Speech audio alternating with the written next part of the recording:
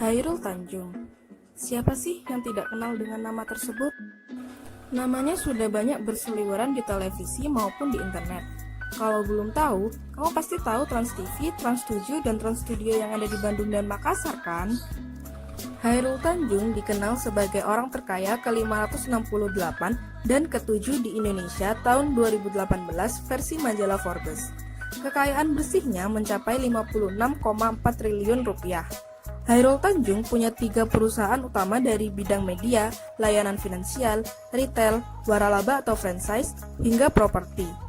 Perusahaan-perusahaan tersebut adalah Megacorp, Transcorp, dan City Global Resources yang di bawahnya masih memiliki banyak anak perusahaan.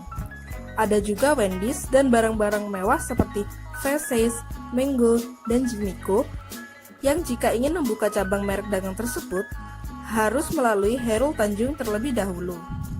Karena kecerdasannya dalam manajemen keuangan, pria kelahiran 16 Juni 1962 ini pernah ditunjuk menjadi Menteri Koordinator Perekonomian Indonesia pada saat masa pemerintahan Susilo Bambang Yudhoyono dari tanggal 19 Mei 2014 hingga 27 Oktober 2014. Awal mula usaha si anak singkong.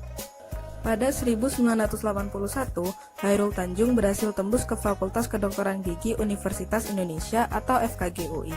Selama kuliah, ia dikenal sebagai mahasiswa yang baik sehingga ia mendapatkan gelar mahasiswa teladan tingkat nasional periode 1984-1985. Jiwa kewirausahaannya mulai muncul ketika ia di bangku kuliah. Kemampuan ekonomi keluarganya yang terbatas dan uang kuliah yang besar membuat dia berjualan modul pembelajaran, LKS, kaos, hingga membuka fotokopi di kampus. Dia juga pernah membuka usaha kontraktor, bekerja di perusahaan baja dan perusahaan rotan, tapi semuanya gagal.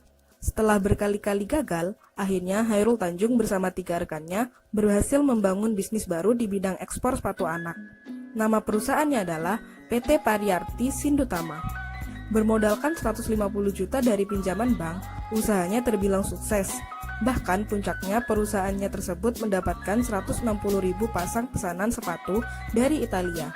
Namun, karena ada perbedaan pandangan antara Hairul dan temannya, akhirnya Hairul memutuskan mundur dari bisnis tersebut dan membangun bisnisnya sendiri.